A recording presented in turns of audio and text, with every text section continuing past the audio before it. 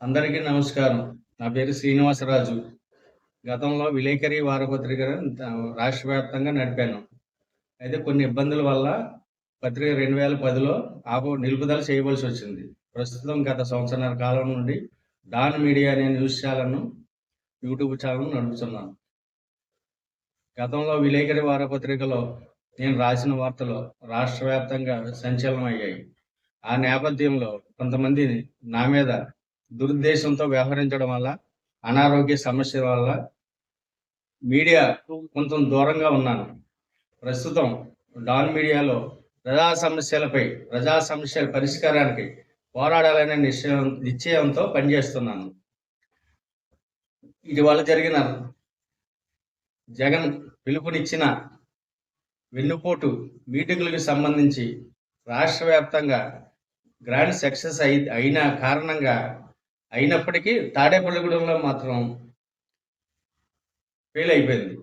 ఈ నేపథ్యం ఇక్కడ స్థానిక నాయకుడు కొట్టు సత్యనారాయణ గారు ప్రజా విధానాల పట్ల ఆయన వ్యవహరించిన వైఖరే నిదర్శనమని ప్రజలు ఘాటుగా విమర్శలు గుప్పిస్తున్నారు.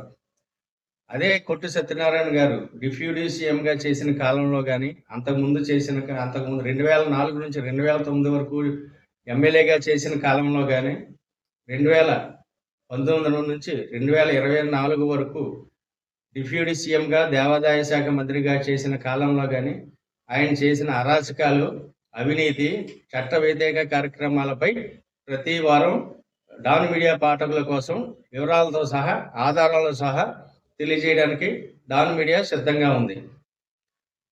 దీనికి పాఠకలోకం అందరూ ప్రేక్షకులు, వీక్షకులు డాన్ మీడియాకి సహకరించవలసిందిగా కోరుతున్నాం. అలాగే ఇటీవల గత 2 రోజుల క్రితం ఆయన ఒక మీడియా సమావేశంలో మాట్లాడుతూ ఉంటాయి, ఎక్కడికి వెళ్ళిపోదు, సమయం వచ్చినప్పుడు ఒక్కొక్కటి చమటాలు తీసే కార్యక్రమం జగన్మోహన్ రెడ్డి గారు 2.0 ప్రభుత్వంలో దొరుకుతీరు. తాడేపల్లిగూడెంలో రౌడీజం పెరిగిపోయింది, ప్యాకెట్లు పెరిగిపోయినాయి అనే వ్యాఖ్యానం చేశారు. దాని పట్ల ప్రజలందరూ విమర్శలు గుప్పిస్తున్నారు. 2010లోపు జరిగిన మున్సిపల్ ఎన్నికలలో ఈవీఎం స్కూల్లో వలవల సూరిబాబు అనే తెలుగుదేశం నాయకుడిని తండ్రి కొడుకులు ఎగిరి తన్ని బయటికి గెంటి పోలింగ్ బూత్ నుంచి బయటికి గెంటేసిన విషయం అప్పట్లో కేసు నమోదు కావడం, ఆ వార్తను ఓన్లీ విలేకరి పత్రిక మాత్రమే రాయడం వల్ల అతను కక్ష కట్టి విలేకరి పత్రిక మీద తప్పుడు కేసులు బనాయించాడు. 23 కేసులు పెట్టించాడు, అక్రమ కేసులు. ఆయన గౌరవనీయులైన కొట్టు సత్యనారాయణ గారు ఆయన రౌడీయిజం ముందు వేరే రౌడీలు ఎవరో పనిచేయరు. వాళ్ళే తాడేపల్లిగూడెం నియోజకవర్గంలో పెద్ద రౌడీలు. ఏది చేయాలి, రౌడీయిజం కోడి పందాలు వేయాలన్నా, ప్యాకెట్లు ఆయన అనుసరులతో ప్యాకెట్లు ఆడించాలనే ఆయనకి ఎదురు లేదు. ఆయన ఉన్న కాలంలో పోలీసులతోటి ఒత్తిడి తెచ్చి పోలీసు అధికారులను తన నచ్చిన వాళ్ళని వేసుకుని, తన మాట వినే వాళ్ళని వేసుకుని తప్పుడు కేసులు పెట్టించి వాళ్ళని ఎరాజ్ చేసి కొంతమంది ఊరు వదిలేసి వెళ్ళిపోయిన సంఘటనలు కూడా జరిగాయి ఈయన బాధలు పడలేక. అలాంటి పరిస్థితిలో నిన్న కాక మొన్న తాడేపల్లిగూడెంలో రౌడీజం పెరిగిపోయింది, కోడి మందాలు పెరిగిపోయినాయి, శాంతి భద్రతలకు విఘాతం కలుగుతుందని ఆయన మాట్లాడడం దెయ్యాలు వేదాలు వల్లించిన విధంగా ఉన్నాయని ప్రజలు పెద్ద ఎత్తున విమర్శిస్తున్నారు. అసలు రౌడీయిజాన్ని ప్రోత్సహించింది ఆయనే అని 1994లో ఆయన మొదటిసారి కాంగ్రెస్ టికెట్ తెచ్చుకున్న నేపథ్యంలో కడప నుంచి రౌడీలను తీసుకొచ్చి 2 స్టార్ హోటల్లో పెట్టి వాళ్ళతో రౌడీజం చేయించి నేపథ్యంలో వాళ్ళ మీద క్రిమినల్ కేసులు నమోదు కావడం, దాదాపు 7-8 సంవత్సరాలు తాడేపల్లిగూడెం కోర్టుకి రావడం జరిగాయి.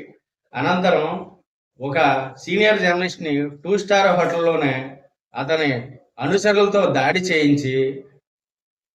చేయించి విపరీతంగా కొట్టడంతో అతను మీడియా మిత్రులందరూ కలిసి తాడేపల్లిగూడెం పట్టణ పోలీస్ స్టేషన్లో ఫిర్యాదు చేయడంతో అప్పటి సినీ నటుడు సుమన్ కారు డ్రైవరు, అలాగే గుంటూరు నుంచి పారిపోయి వచ్చిన ఒక లాయర్ గారిని పోలీసులు తీసుకెళ్లి సన్మానం చేసి కింద కూర్చోబెట్టి కేసులు కూడా నమోదు చేశారు. అలాంటి చరిత్ర ఉన్న కొట్టు సత్యనారాయణ గారు రౌడీజం గురించి, పేకాళ్ల గురించి, చిలక కొట్టుడు గురించి చిల్లర వ్యాపారాల గురించి మాట్లాడడం విడ్డూరంగా ఉందని తాడేపల్లిగూడెం నియోజకవర్గ ప్రజలతో పాటు జిల్లా ప్రజలు విమర్శలు గుప్పిస్తున్నారు. ఈ తాడేపల్లిగూడెం కేంద్రంగా ఆయన చేసిన వ్యవహారాలపై డాన్ మీడియా దఫాదఫాలుగా పాఠకులకు సాక్ష్యాలతో సహా వివరాలు అందజేయడానికి సిద్ధంగా ఉందని తెలియజేస్తున్నాను. మీ అందరి సహకారం డాన్ మీడియాకి ఉండవలసిందిగా, మీరు సహకరించవలసిందిగా కోరుచున్నాను.